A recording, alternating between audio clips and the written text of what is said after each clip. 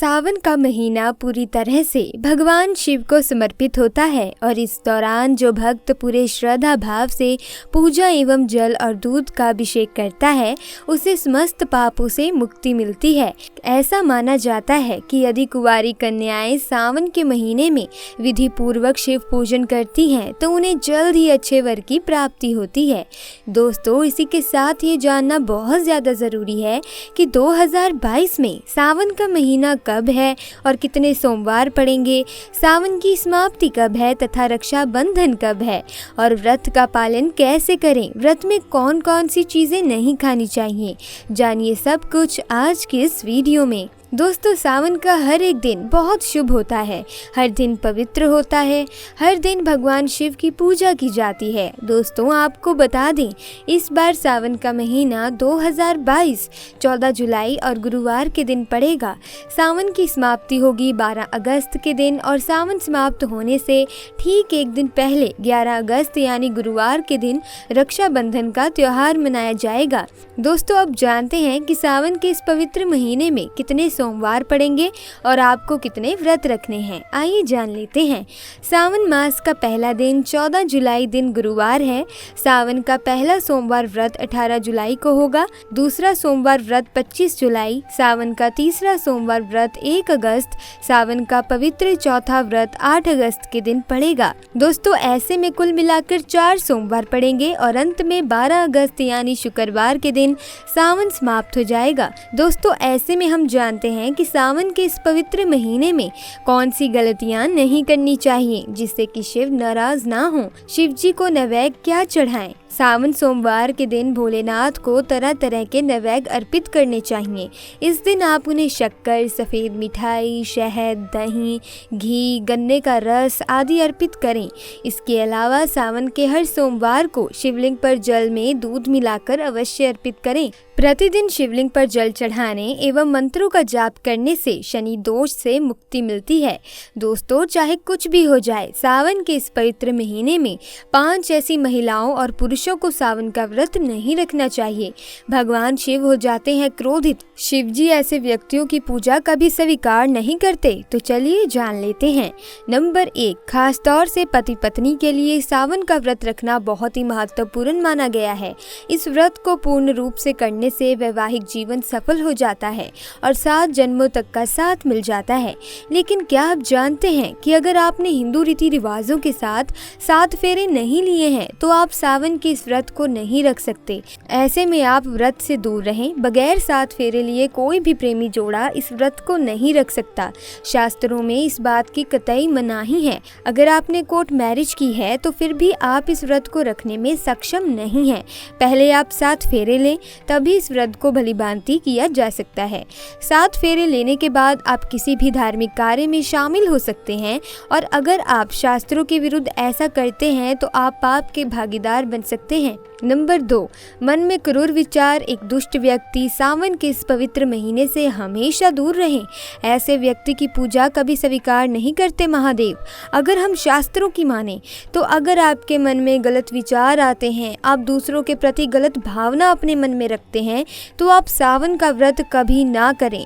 शिव ऐसे व्यक्ति से हमेशा क्रोधित रहते हैं और उनकी पूजा कभी स्वीकार नहीं करते।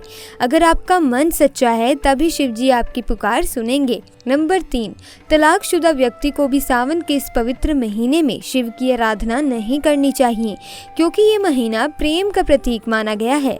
इसीलिए आप इस व्रत को कतई न रखें। आपको बता दें कि शास्त्र कहता है जो प्रेमी जोड़े एक दूसरे से दूर रहते हैं तो उन्हें वक्त के चलते एक हो जाना चाहिए, तभी ईश्वर उनकी भक्ति स्वीकार करते हैं।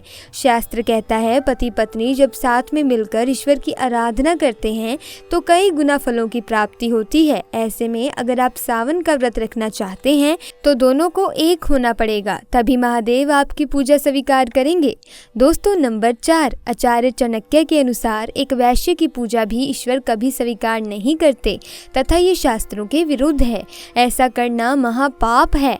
ऐसे में सावन के इस पवित्र महीने में ऐसी महिलाओं को दूर ही रहना चाहिए और व्रत तो कभी गलती से नहीं करना चाहिए। नंबर 5, ये गलती मत करना दोस्तों। शास्त्रों के अनुसार कुंवारी कन्या को शिवलिंग कभी स्पर्श नहीं करना चाहिए, इसे पाप माना गया है। और दोस्तों, वही जिस व्यक्ति के मन में स्त्री के प्रति गंदे विचार हों, वो व्यक्ति गालियां देता हो, तो भगवान शिव ऐसे व्यक्ति को नरक में भी स्थान नहीं देते। ऐसे व्यक्ति की पूजा कभी स्वीकार नहीं करते महादेव। नंबर 6, कुंवारी लड़कियां इस व्रत को ज़रूर रखें। अगर पाना है महादेव जैसा पति तो इस व्रत को कुंवारी कन्या ज़रूर रखें। खास तौर से सावन में जब कोई कुंवारी कन्या इस व्रत को भली भांति पूरा कर लेती हैं तो यकीनन उसे महादेव जैसे पति की प्राप्ति अवश्य होती है। दोस्तों, चाहे कुछ भी हो जाए, सावन के महीने में ये काम मत करना। सावन में जब आप शिव जी की पूजा करें तो ध्यान रहे आप हल्दी ना चढ़ाएं। हमेशा हल्दी का इस्तेमाल जल अर्पण करते समय ही करना चाहिए। दूध के सेवन से बचें। जो लोग सावन में भगवान शिव का व्रत रखते हैं उन्हें दूध का सेवन नहीं करना चाहिए, क्योंकि शिव को दूध चढ़ाया जाता है। ऐसे में आपको दूध का सेवन नहीं करना चाहिए। बैंगन का प्रयोग नहीं करना चाहिए। सावन के महीने में बैंगन नहीं खाना चाहिए। शास्त्रों में बताया गया है कि सावन में आने वाले बैंगन अशुद्ध होते हैं। अगर आप अशुद्ध होकर शिव जी का व्रत रखते हैं या उनकी प्रार्थना करते हैं तो आपको उनका आशीर्वाद कभी प्राप्त नहीं होगा। बुरे विचारों से दूर रहें। सावन के महीने को लेकर शिव भगवान के भक्तों में अलग ही उत्साह देखने को मिलता है।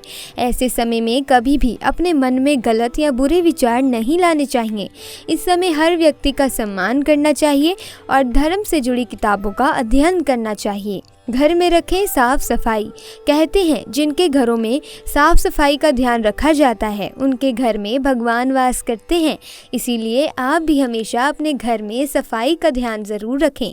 खासकर सावन के महीने में जिस जगह गंदगी रहती है वहाँ नकारात्मक ऊर्जा रहती है। सावन के महीने में शुद्धता का विशेष रूप से ध्यान रखें। साथ ही इस महीने में मांस व शराब का सेवन ना करें। भगवान शिव के पास ये 5 चीज़ें गलती से भी मत रखना, नहीं तो आपका व्रत टूट जाएगा।